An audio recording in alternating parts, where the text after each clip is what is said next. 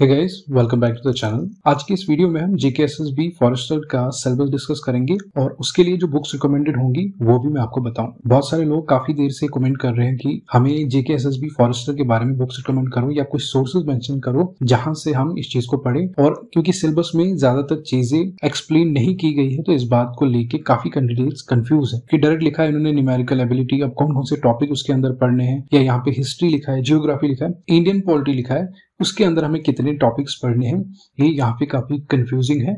इसी के बारे में आज हम बात करेंगे और जो भी सोर्सेज होंगे मेरी तरफ से, जो मेरे एक्सपीरियंस के हिसाब से सोर्सेज होंगे वो भी मैं आपको बताऊंगा। ये वन टाइम वीडियो है, एक बार आपको देखने की जरूरत है और अपने पास कोई कॉपी पेन वगैरह रख लेना, क्योंकि जो भी मैं आपको सोर्सेज बताऊंगा साथ साथ में आप लिखोगे भी। देखो, सिलेबस को इन्होंने 5 सेक्शंस में डिवाइड किया है। जो पहला सेक्शन है उसमें आपको 32 मार्क्स का पेपर आएगा और इसमें आपको बेसिक साइंस के क्वेश्चन है, जिसमें 3 सब्जेक्ट्स आएंगे आपके, फिजिक्स, केमिस्ट्री एंड बायोलॉजी। और यहाँ पे इन्होंने लिखा है कि हर सब्जेक्ट में से हम इक्वल वेटेज के क्वेश्चंस पूछेंगे, लेकिन हमें पता है कि रीसेंट एग्जाम्स के हिसाब से इक्वल वेटेज के क्वेश्चन नहीं आते। इसका मतलब है आपको इस चीज पे ध्यान नहीं देना, लेकिन आपको प्रिपरेशन अपनी अच्छी रखनी है फिजिक्स, केमिस्ट्री एंड बायोलॉजी की। देखो, इन तीनों सब्जेक्ट्स की अगर बात करें तो सबसे पहली रिकमेंडेशन जो मैं आपको दूंगा वो है एनसीईआरटी बुक्स। आप क्या करोगे, क्लास 11th में 2 पार्ट्स आते हैं एनसीईआरटी के और क्लास 12th में भी 2 पार्ट्स आते हैं एनसीईआरटी, तो वहां से वो आप पढ़ सकते हो। आप उसको पढ़ोगे, उनके अपने नोट्स बनाओगे और उनको भी साथ साथ में रिवाइज करोगे। देखो, मैंने आपको ऑलरेडी बताया, आप पूरी बात सुन लोगे तब जाके आप कोई चीज डिसाइड करोगे। देखो, बहुत सारे कैंडिडेट्स इस बात पे कंफ्यूज हो जाते हैं कि एनसीईआरटीज हमें समझ नहीं आती, क्योंकि एज अ टीचर मुझे भी पता है कि एनसीईआरटीज बहुत सारे बच्चों को समझ नहीं आती है खुद से। तो अगर आपने एनसीईआरटी बुक्स पढ़ी है और आपको उसमें कोई चैप्टर सही से समझ नहीं आता है, तो जो नेक्स्ट रिकमेंडेशन मेरी रहेगी इन 3 सब्जेक्ट्स के लिए वो है तमिलनाडु की बुक्स। तमिलनाडु की बुक्स के लिए आपको क्या करना है, इस वेबसाइट पे जाना है, वहां पे क्लास सेलेक्ट करनी, क्लास 11th, और वहां से उस पर्टिकुलर चैप्टर को आपको देखना है। फॉर एग्जांपल, आपने एनसीईआरटी में पढ़ा थर्मोडायनेमिक्स, सेम यूनिट आप तमिलनाडु की बुक्स में भी पढ़ोगे और देखोगे कि क्या चीज आपको वहां पे समझ नहीं आई। क्यों, एनसीईआरटी बुक्स में तरतीब से नहीं लिखा होता है, एक स्टोरी की तरह लिखा होता है, क्योंकि ये इसी तरह ये बुक ज्यादातर बनती है। लेकिन तमिलनाडु बुक्स में आपको तरतीब दिखेगी, प्रॉपर हेडिंग होगी, वहां पे एग्जाम्पल्स होंगे और एनसीईआरटी से ज्यादा एग्जाम्पल्स और ज्यादा उन्होंने प्रॉपरली इसको लिखा है, तो वहां पे चीजें आपको समझ आ जाएंगी। तमिलनाडु की बुक्स इस टाइम पे काफी कम्पिटिटिव एग्जाम्स के लिए रिकमेंडेड होती हैं, क्योंकि जिन लोगों को एनसीईआरटी की बुक्स समझ नहीं आती वो क्या करते हैं, तमिलनाडु की बुक्स पहले पढ़ते हैं, उनको बेसिक आइडिया लग जाता है कि हमें कैसे पढ़ना है और क्या क्या चीज इस पर्टिकुलर चैप्टर के या इस बुक के अंदर हमें पढ़ना है। तो जब वो एनसीईआरटी पढ़ते हैं उनको बेहतर तरीके से वो समझ आ जाता है। तो पहली रिकमेंडेशन एनसीईआरटी। इन केस आपको एनसीईआरटी नहीं समझ आती तो आप तमिलनाडु की बुक्स रेफर कर सकते हो, उसमें आपको एडिशनल कंटेंट भी मिलेगा और प्रॉपर हेडिंग के साथ हर एक चीज को वहां पे मेंशन किया गया है, ताकि आपकी जो प्रिपरेशन है वो बहुत अच्छे से चले। तो इसमें आपका जो फिजिक्स, केमिस्ट्री, बायोलॉजी कवर हो जाएगा। देखो, ज्यादा डिटेल आपको नहीं पढ़नी, बहुत सारी बुक्स आती है जिनमें बहुत ज्यादा डिटेल मेंशन है, लेकिन इन्होंने ऑलरेडी बताया आपको 12th स्टैंडर्ड तक ही पढ़ना है। इसका मतलब है आपको उसके बाहर कोई भी ज्यादा डिटेल में नहीं जाना। लेकिन क्या होता है, एनसीईआरटी बुक्स में जिस तरह से लिखा होता है उस बेस पे फैक्चुअल चीजें डायरेक्ट वैसे नहीं पूछी जाती। उसके लिए मैं आपको रिकमेंड करूंगा, अगर आपके पास टाइम है, otherwise NCERT plus Tamil Nadu books आपके लिए मोर देन एनफ है। इन केस आपके पास टाइम है और आपने ऑलरेडी प्रिपेयर किया इन 3 सब्जेक्ट्स को, मैं रिकमेंड करूंगा एनआईओएस की books.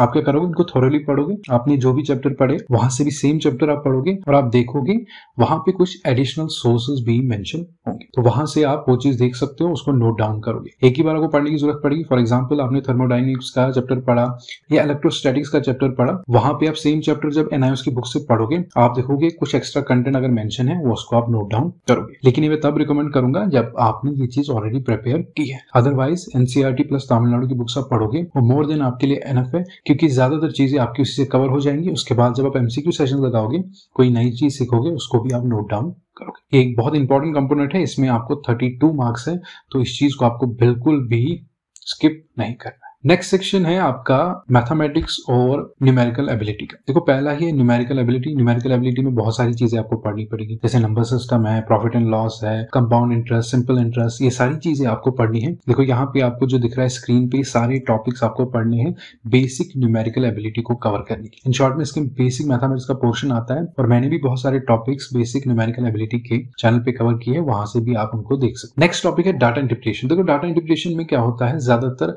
Line graph graph, bar graph, pie chart, इस बेस पे क्वेश्चन आते हैं। इसको छोड़ के भी बहुत सारे अलग अलग टॉपिक्स पे क्वेश्चन आते हैं, लेकिन ज्यादातर चाहे एसएससी के एग्जाम्स या बाकी एग्जाम्स है अदर देन जेकेएसएस भी, उन्होंने डाटा इंटरप्रिटेशन पे जो क्वेश्चन लाइन ग्राफ या पाई चार्ट या बार ग्राफ पे ज्यादातर पूछे हैं। नेक्स्ट प्रॉफिट एंड लॉस, ये हमने कवर कर लिया, आप ये देख सकते हो। कंपाउंडिंग, डिस्काउंटिंग हमने कवर कर लिया। नेक्स्ट है मेंसुरेशन, ज्योमेट्री, और ज्योमेट्री में इन्हें स्पेसिफिक मेंशन किया coordinate geometry, trigonometry and fundamental of statics including probability. देखो बेसिक न्यूमेरिकल एबिलिटी के लिए मैंने आपको जो बुक्स रिकमेंड की थी वो मैंने ऑलरेडी आपको अर्लियर वीडियो में बताई थी, वो आप एस चांद की, डॉक्टर आर.एस. अग्रवाल की प्रेफर करोगे, उससे आपका basic numerical ability, profit loss, compounding, discounting, ये सारी चीजें कवर हो जाएंगी। फिर जो डाटा इंटरप्रिटेशन है ये चीज आपकी स्टैटिक्स में कवर हो जाएगी। उसके लिए मैं आपको तमिलनाडु की बुक्स ही रेफर करूंगा स्टैटिक्स की, उसमें आपको फंडामेंटल ऑफ स्टैटिक्स, प्रोबेबिलिटी, सारी चीजें कवर हो जाएंगी और साथ में आपका डाटा इंटरप्रिटेशन भी कवर हो जाएगा। उसमें आपको सारी चीजें कवर हो जाएंगी, आपको दूसरी कोई बुक पढ़ने की जरूरत नहीं पड़ेगी। अब जो मेंसुरेशन, ज्योमेट्री में कोऑर्डिनेट ज्योमेट्री एंड ट्रिग्नोमेट्री, ये आपको एनसीईआरटी बुक से मिलेगा, लेकिन हर एक बुक में, जैसे फॉर एग्जाम्पल 9th में है, 10th में है या 11th 12th में,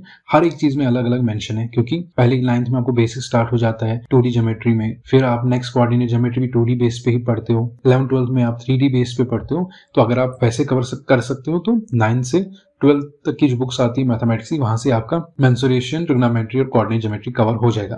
देखो अदरवाइज आप यूट्यूब चैनल पे किसी पर्टिकुलर जो मैथ्स पढ़ाता होगा, इनकेस अगर आपको मेरी वीडियोस चाहिए इस मैथमेटिक्स पे, तो मैं आपको ये चीज कवर करवा सकता हूँ, लेकिन आप नीचे रिकमेंड करोगे कि इसमें से कौन सा टॉपिक आपको चाहिए, कोऑर्डिनेट ज्योमेट्री चाहिए, ट्रिग्नोमेट्री चाहिए या स्टैटिक्स वगैरह चाहिए, तो आप मुझे बता देना कमेंट्स में, मैं उस चीज पे वीडियो लेके आऊंगा। अदरवाइज या आप किसी ऑनलाइन सोर्स से देखोगे और चीजों को समझने की कोशिश करोगे। देखो इतनी सारी बुक्स से उसको कंपाइल करके एक जगह लिखना है, तो किसी YouTube चैनल ने अगर वो मेहनत की होगी या कोई आगे चल के करेगा, आपको वहां से देखना चाहिए और चीजों को बेहतर समझना चाहिए। तो यहाँ पे आपका सेक्शन बी भी कंप्लीट हो जाता है, 32 मार्क्स का ये भी है, तो ये भी एक इंपॉर्टेंट कंपोनेंट होता है। देखो हमें पता है एक नंबर भी बहुत इंपॉर्टेंट होता है, 0.25 से बहुत कैंडिडेट्स रह जाते हैं, तो हर एक चीज यहाँ पे इंपॉर्टेंट हो जाती है। तो यहाँ पे आपका section A and section B complete हो जाता है। सेक्शन सी में आपको जनरल नॉलेज है। जनरल नॉलेज में पहले आपको हिस्ट्री है, जियोग्राफी है, इंडियन पॉलिटी है एंड कॉन्स्टिट्यूशन ऑफ इंडिया। इसके लिए देखो अगर आप डिटेल में पढ़ोगे खाली 24 नंबर है और बहुत सारे टॉपिक्स इनके अंदर आएंगे, क्योंकि इन जनरल में इन्होंने history, geography, Indian polity mention कर दिया, कौन से टॉपिक्स आपको पढ़ने हैं वो मेंशन नहीं किया है। इसलिए आप एक काम करोगे, मैंने आपको ऑलरेडी प्रेफर की थी तरुण गोयल की जनरल नॉलेज, उससे आप history, geography, Indian polity and constitution of India cover करोगे। वहां से आपकी सारी चीज एक ही बुक में कवर हो जाएंगी और बार बार उस चीज को जब आप रिवाइज करोगे तो सारी चीजें एक ही बुक से आपको कवर हो जाएंगी, क्योंकि ज्यादा डिटेल में आपको हर एक के लिए अलग अलग बुक नहीं पढ़नी है, एक ही बुक से सारी चीजें कवर हो जाएंगी। बाकी जो नेक्स्ट पोर्शन है forest, wild life, environment, biodiversity and climate change, ये आपको जियोग्राफी और बायोलॉजी की बुक से इजिली मिल जाएगा, वहां से आप ये कवर करोगे। एनसीईआरटी की मैं बात कर रहा हूँ, उनके आप नोट्स बनाओगे और इसमें आप एक चीज और ध्यान रखोगे, इन बेसिस पे रिसेंटली अगर कोई इवेंट्स हुए हैं या कोई न्यूज में कोई चीज आई है, उस चीज को भी आप नोट डाउन करोगे, उससे भी क्वेश्चन आ सकते हैं। सो यहाँ पे आपका सेक्शन सी कवर हो जाता है, 24 मार्क्स का है, ठीक है। नेक्स्ट है logical reasoning and analytical ability. देखो प्रीवियस में एक एग्जाम हुआ था VLW का, उसमें न्यूमेरिकल एबिलिटी था, लॉजिकल रीजनिंग था, एनालिटिकल एबिलिटी था, इन सारे टॉपिक्स को काफी डिटेल में वहां पे लिखा था। वहां से आप वो सिलेबस देख सकते हो, आपको इजिली समझ आ जाएगा कि ये टॉपिक मेजर टॉपिक्स है जो हमें कवर करने हैं। अदरवाइज इनमें बहुत सारी चीजें आएंगी, मैंने आपको स्क्रीन पे भी दिखाया, आप देख सको कितने सारे टॉपिक्स लॉजिकल रीजनिंग के अंदर आते हैं या एनालिटिकल एबिलिटी के अंदर आते हैं, लेकिन आपको कुछ मेजर टॉपिक्स पढ़ने हैं, उसके लिए आप VLW का सिलेबस प्रेफर कर सकते हो, वहां पे इस चीज को काफी डिटेल में उन्होंने लिखा था। तो अगेन लॉजिकल रीजनिंग के लिए और एनालिटिकल एबिलिटी के लिए मैंने आपको एस चांद की, डॉक्टर R.S. अग्रवाल की again verbal and non verbal reasoning की बुक है, स्क्रीन पे आपको दिख रहा होगा, ये आप रेफर कर सकते हो, बहुत अच्छी बुक है। और ऊपर मैंने न्यूमेरिकल एबिलिटी, इन शॉर्ट में बेसिक मैथमेटिक्स या क्वांटिटेटिव एप्टीट्यूड के लिए अगेन डॉक्टर R.S. अग्रवाल की क्वांटिटेटिव एप्टीट्यूड की बुक आती, बहुत अच्छी बुक्स है। इनमें ज्यादातर जो फोकस किया गया है, प्रैक्टिस बहुत ज्यादा दिए गए हैं और साथ में कोई क्वेश्चन अगर प्रीवियस एग्जाम किसी कॉम्पिटिटिव एग्जाम में पूछा गया है वो भी वहां पे मेंशन है। ये रीजनिंग आपको खाली 16 मार्क्स की है, तो यहाँ से आप मेजर टॉपिक्स को ही कवर करो। लास्ट सेक्शन है decision making and problem solving. ये देखो बहुत आसान है, आपको किसी पर्टिकुलर सिचुएशन में डाला जाएगा और आपसे पूछा जाएगा कि आप अगर उस पर्टिकुलर सिचुएशन में होते तो आप क्या करते, आप क्या डिसीजन लेते। Decision making and problem solving बहुत आसान है, इसमें आप ये 16 मार्क्स बिल्कुल भी स्किप नहीं करोगे, इजिली आप लेके आ सकते हो, ज्यादा मेहनत की जरूरत नहीं है। लेकिन हम जानते हैं कि कितनी भी आप इसमें प्रैक्टिस कर लो सारी चीजें कवर नहीं कर पाओगे, लेकिन इस चीज को आप छोड़ोगे भी नहीं, इसको आप कवर कर लोगे क्योंकि बहुत कम टाइम लगेगा और ज्यादातर 16 में आप 15 मार्क्स इजीली आप लेके आओगे क्योंकि बहुत आसान है। ये 16 मार्क्स आप स्कोरिंग हो जाता है, तो इस चीज का आपको ध्यान रखना है। देखो अब सारी चीजें कवर हो गई। फिजिक्स, केमिस्ट्री एंड बायोलॉजी के लिए आप NCERT plus Tamil Nadu, in case आपने पढ़ लिया है तो एनआईओएस की बुक्स आप रेफर करोगे। सेक्शन बी में बेसिक न्यूमेरिकल एबिलिटी के लिए आप बेसिक न्यूमेरिकल एबिलिटी एक तरह से क्वांटिटी एप्टीट्यूड के लिए डॉक्टर आर.एस. अग्रवाल की एस चांद पब्लिकेशन की बुक्स आती है। Fundamental of statics including probability के लिए आप तमिलनाडु की स्टैटिक्स की बुक प्रेफर करोगे। बाकी प्रॉफिट लॉस, कंपाउंडिंग, डिस्काउंटिंग ये आपको उसी डॉक्टर आर.एस. अग्रवाल की बुक में मिल जाएगा। अब फिर बचा आपका मेंसुरेशन ज्योमेट्री में कोऑर्डिनेट ज्योमेट्री एंड ट्रिग्नोमेट्री, ये आपको एनसीईआरटी उसमें कवर हो जाएगा। इनकेस आपको वहां से नहीं कवर करना है तो अरिहंत की भी मैथमेटिक्स की बुक आती है, उसमें आपको ये चीज काफी डिटेल में बताई गई है, वहां से भी आप कवर कर सकते हो। जनरल नॉलेज में करंट इवेंट्स तो आपको पता ही है, या आप कोई यूट्यूब चैनल कवर करवाती है, ठीक है, अदरवाइज कोई ऑनलाइन वेबसाइट है या आप खुद आप न्यूज़पेपर पढ़ते हो, वहां से आप कवर कर सकते हो।